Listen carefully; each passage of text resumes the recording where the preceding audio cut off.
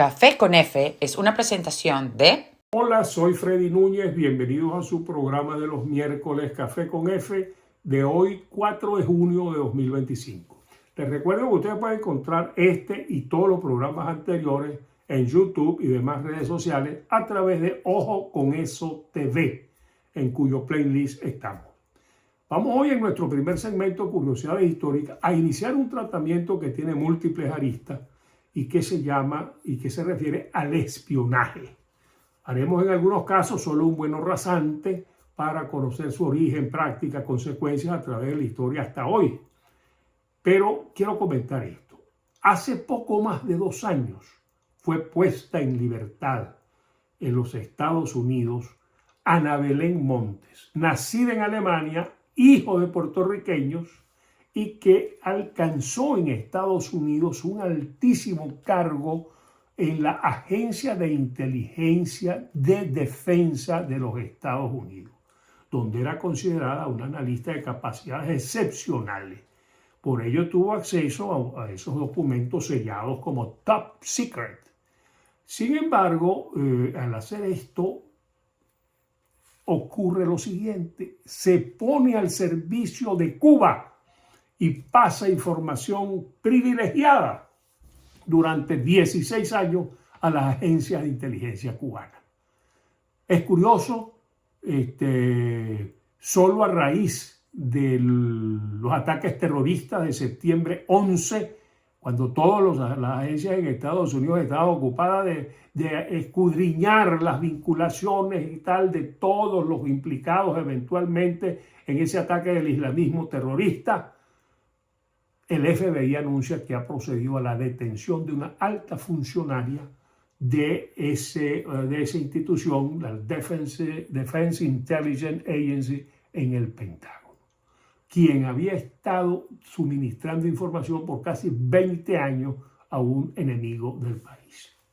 Se sabe con todas las investigaciones hechas por el FBI que las agencias cubanas no la buscaron. Ella buscó a las agencias cubanas voluntariamente para ofrecer su servicio.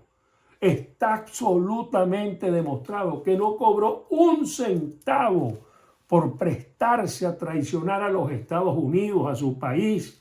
Y está también demostrado que no fue víctima de las llamadas honey traps, las trampas de miel, recurso del espionaje izquierdista, soviético, comunista, del cual hablaremos más adelante. Bueno, la Dama Roja de Cuba fue sentenciada a 25 años y liberada bajo condiciones muy estrictas en enero de 2023. Nunca ha demostrado arrepentimiento alguno.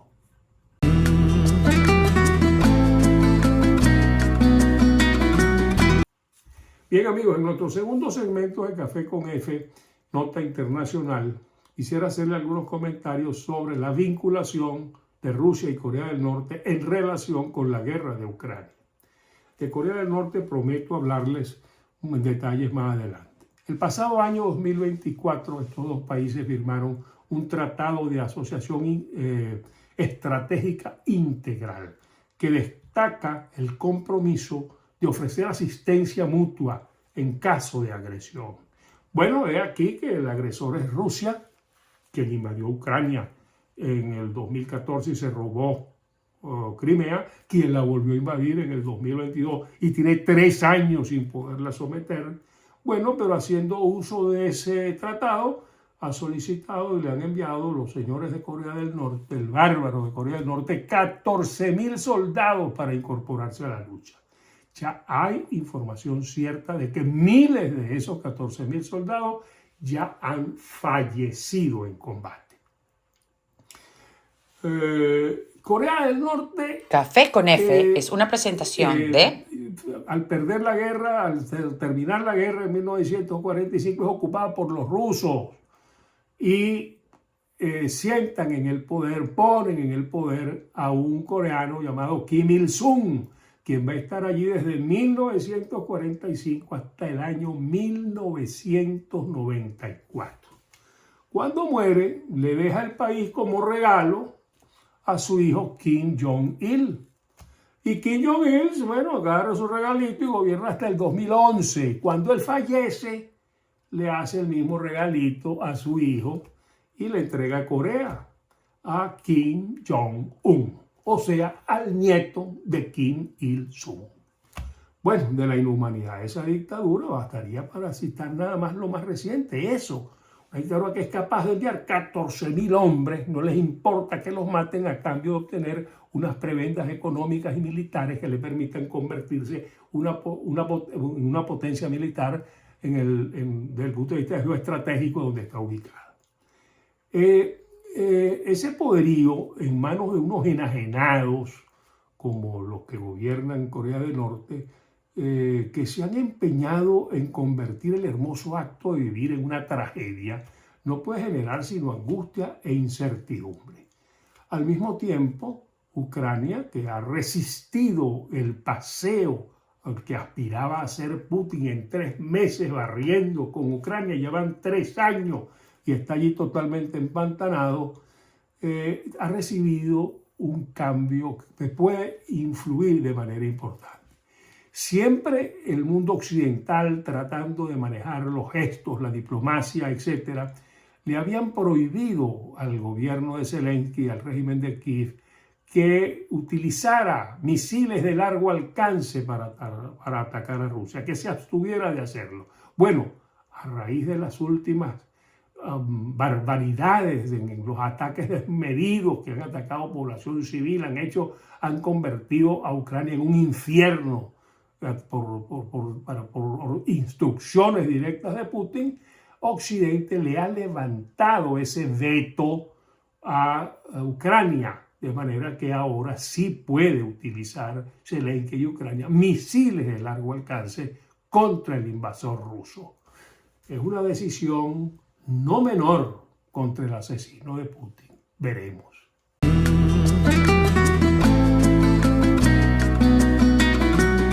Bien, amigos, en nuestro tercer segmento, Una ojeada a Venezuela, quisiera abordar, aunque sea muy rápidamente, 2 asuntos graves de los tantos que padece nuestro país.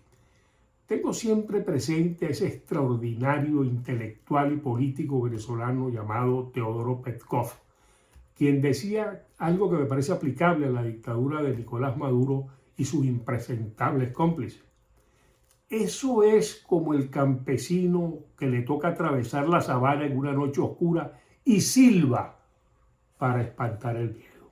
Creo sinceramente que esta nueva arremetida contra organizaciones defensoras de derechos humanos, contra políticos, contra cualquier ciudadano que haga alguna declaración por cualquier vía, etcétera, está destinado obviamente a inocular, al deseo de inocular el terror en la población y dejarla quieta, inmovilizada. Pero creo que a su vez es una demostración de miedo, el miedo que le produce haber recibido un mazazo aún mayor que el recibido el 28 de julio, manifestado en el repudio de más del 80% de los venezolanos a esa canallada motejada de elecciones regionales y parlamentarios el pasado domingo 25 de mayo.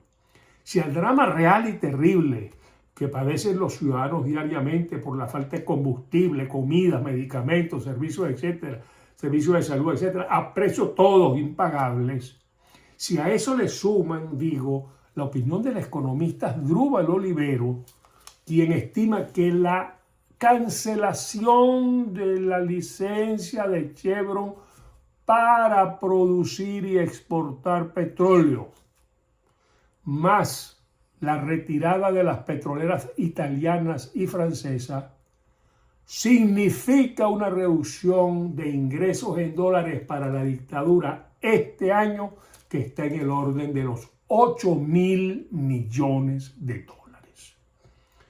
Si usted además a esto le agrega que no debe dejarla nunca fuera la Fuerza Armada Nacional, que salvo el grupete beneficiario de los negociados, que son los miembros del alto mando, sufren también las consecuencias, podrá concluir que hay razones para pensar que la dictadura tiene que tener miedo, pues es un barco que navega averiado y haciendo agua. Lo otro es lo dicho por Delcy Rodríguez, el Cieloína Rodríguez, en la Expo Fede Industria 2025, que yo la quiero citar literal porque esto es inaudito. Dice ella, tal cual, es literal: yo digo que la economía venezolana no la recomiendo a nadie que la estudie, porque estudiarla según los libros de la Escuela de Economía no van a entender. Bueno, esta frase es de por sí una profanación de la sintaxis y evidencia una ignorancia supina.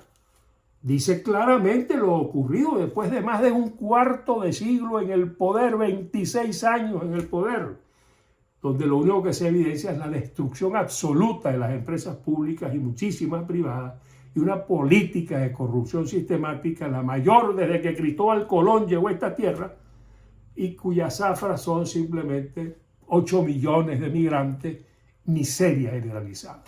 Según el economista José Antonio Puente, solo el 7% de los venezolanos disfruta de las riquezas del país. La gente de la dictadura y una sarta de vividores y testaferros.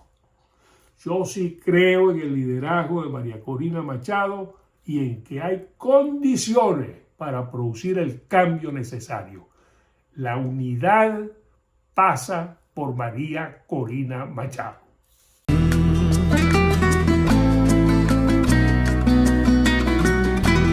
Bien, amigos, llegamos al final de Café con F, con el cuarto y último segmento del programa, los libros, las artes y los personajes. Lili Marlene o Marlene es una canción que al parecer fue inicialmente escrita como un poema por un soldado alemán de nombre Hans Leif en 1915, en plena Primera Guerra Mundial. A este poema, la canción de un joven soldado de guardia, le compuso la música en 1938, en vísperas del inicio de la Segunda Guerra Mundial, un controvertido personaje de nombre Norbert Schulz. Les sugiero buscar en YouTube, por favor, la excelente interpretación de Marlene Dietrich de esta canción. Se dice que esta canción era cantada tanto en los frentes nazis como en los frentes aliados. Se trata de una canción que de alguna manera denuncia la aberración que son las guerras. Un teleaudiente a quien quiero mucho y agradezco la importancia que le asigna este programa es el investigador y hombre culto Arturo Álvarez de Armas, quien hace tiempo vive en los llanos de Venezuela, concretamente entre Guárico y Apure. Recientemente Arturo me envía sus elogiosos comentarios sobre la novela Nunca más Lili Marlene, del lamentablemente fallecido escritor venezolano David Aliso. Le comenté entonces que yo había vivido una circunstancia curiosa en la oficina de Teodoro Petkov, director de Tal Cual, a propósito de esa novela. Teodoro tenía un tono de voz absolutamente reñido con el cuchicheo, por lo que escuché fácilmente su conversación por teléfono con un editor. Me acerqué a preguntarle qué estaba pasando y me mostró un legajo grueso, copia del manuscrito original de la obra de Aliso, y me dijo: acabo de terminar de leer esta novela de David Aliso y es excepcional. David se está muriendo en un hospital y no sé qué coño espera el editor para publicarla. Definitivamente esa conversación de Teodoro y la importancia de su valoración hicieron que la obra fuera publicada sin demoras. Entiendo que David Aliso pudo tenerla en sus manos antes de fallecer. Yo la he leído 2 veces. En una ocasión cargué con ella para regalarla en Aix-en-Provence y también la he regalado en Venezuela. A propósito del descubrimiento de un criminal nazi que huyó a Venezuela y se refugió en un hotel que creó, si mal no recuerdo, o administró en Trujillo, comienza una extraordinaria hilvanación de hechos que van mezclando la terrible historia del nazismo, su crueldad infinita, y desenmarañando las complejidades del lado oscuro de la naturaleza humana. Y por qué no decirlo, del régimen venezolano que se entronizó en el país a partir de 1999. Es fácil apreciar que David Aliso destaca la memoria como un recurso fundamental, muchas veces extraviada en los fenómenos colectivos, y cómo desde el punto de vista individual debe producirse la lucha por su rescate, en tanto que ella es vital dentro de un proceso de contención de las calamidades y la barbarie humana. El manejo de los tiempos en que transcurre y sus implicaciones la hace una novela de gran factura que ustedes no pueden dejar de leer. Bien, nos vemos el próximo miércoles, pero quiero terminar ofreciendo mis excusas a tantas personas que me han escrito al propio programa y cuyas tardías respuestas reciben de mi parte por mi odio semi-analfabetismo tecnológico. No tengo excusa. Sigan escribiendo, pues me estimula, reconforta saber la opinión de los demás.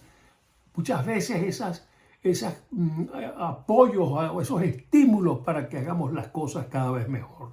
Agradezco también, por supuesto, de corazón todos los que escriben directamente al correo del programa, me escriben a WhatsApp y definitivamente debo volver a pedirles, si no es demasiado, que sigan difundiendo el programa, porque creo, como dicen ustedes, que es útil, educativo y eso es interesante. Muchísimas gracias, nos vemos y escuchamos el próximo miércoles.